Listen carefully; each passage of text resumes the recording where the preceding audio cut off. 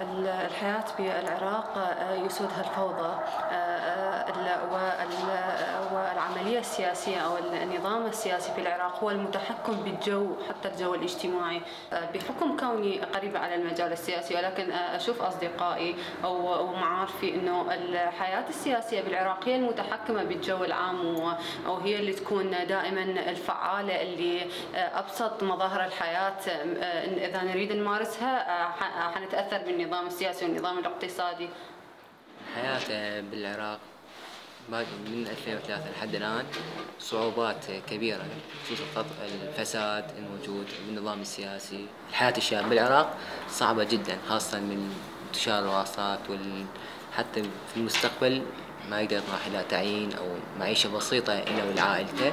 هذا بسبب ما جرى من 2003 من بعد 2003 انتشار الميليشيات.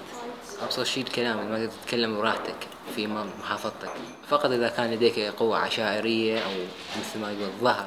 الحياة في العراق حقيقة بدأت تتراجع كل يوم، يعني يبدأ أكو أشياء تنقص الحياة على الفرد العراقي، ويتأثر الفرد العراقي بهذه الحياة، يعني في تراجع مستمر دائما.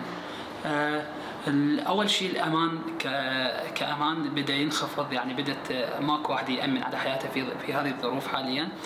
الوضع الاقتصادي في فترة من فترة إلى فترة يدخل العراق في أزمة اقتصادية، وهذه تأثر على مستوى المعيشة لدى الفرد العراقي. حاليا المرأة أخذت مساحة كافية، مساحة ممتازة إنه تعبر عن رأيها، إنه تكون صانعة قرار، تشتغل بمنظمات مجتمع مدني، تشتغل بالإعلام، تشتغل بالسياسة اللي كانت قبل ممنوعة. الحياة بالعراق بدأت يعني من بعد سقوطه 2003 بدأت تشكل خطر كلش صعبة، يعني يعني حاليا أغلب قرايبي وكلهم بالخارج. أكيد لأن قوميتي مسيحي ويختلف عن الديانة الباقية، أكيد أكو خطر علي، لأن ب 2008 اجانا تهديد من القاعدة، تحجرنا من منطقة إلى منطقة.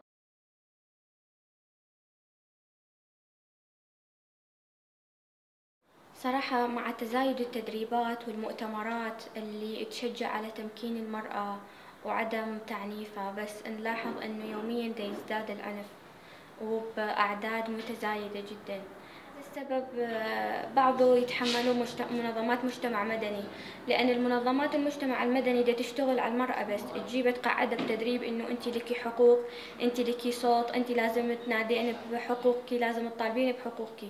فلما ترجع الرجل على البيت هي ما تعرف عشان تتعامل معانه وتقول له أنا أريد أطالب بحقوقي، هي مجرد مباشرة تجي تقول له أنت ما أعطيتني حقوقي، أنت ما كذا. فأنا أفضل إنه منظمات مجتمع مدني تشتغل على الرجل والمرأة.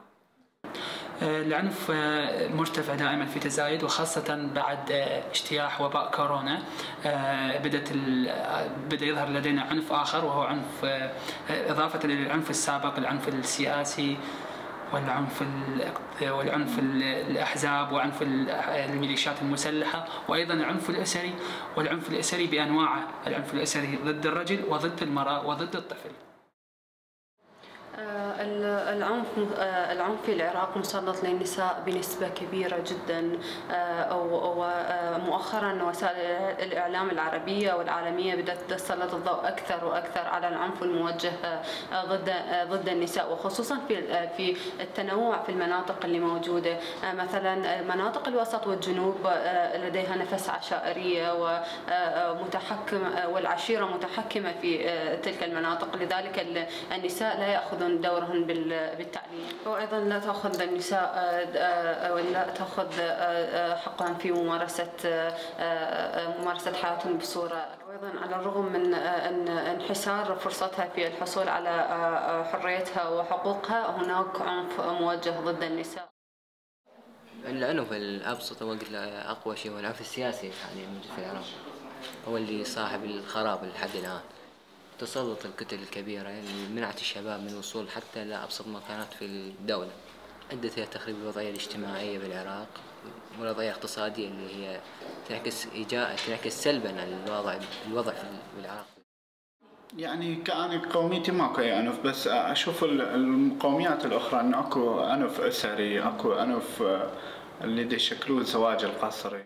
وايضا اكو عنف عشائري، يعني عشيره ضد عشيره ايضا يسبب هذا عنف وقتل. لكن احنا كمسيحيين ما عندنا هذا الشيء، بس اكو هذا الشيء اللي مش عايشين وياهم فنسمع عنهم هذا الشيء. انا اشتغل بمنطقه بعد لحد الآن أكو، حتى إذا ما أكو عوائل داعشية أكو فكر داعشي، والفكر الداعشي أخطر من العائلة الداعشية، لأن العائلة الداعشية أنت دا تعرفها هي عائلة، العدو مالتك واضح، بس الفكر أنت هذا العدو جاهل ما تعرفه تجهله. أنا منين أعرف أنت هسه فكرك داعشي أو لا؟ بس الشخص العائلة الداعشية هذاك هي مبيني.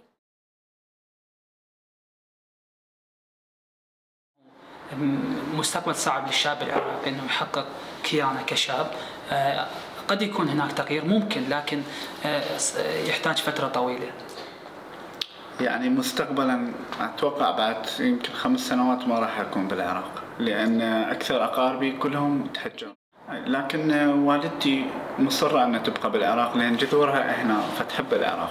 بهولندا، امريكا، استراليا، فرنسا. حاليا اختي هم راح تسافر لهولندا تزوجت. الحياة في العراق بصورة عامة هي إذا أحد راد ينظر للحياة بالعراق هي رؤية ضبابية، ما تعرف شنو حيصير باكر، ما تعرف منو الجهة المتنفذة في العراق.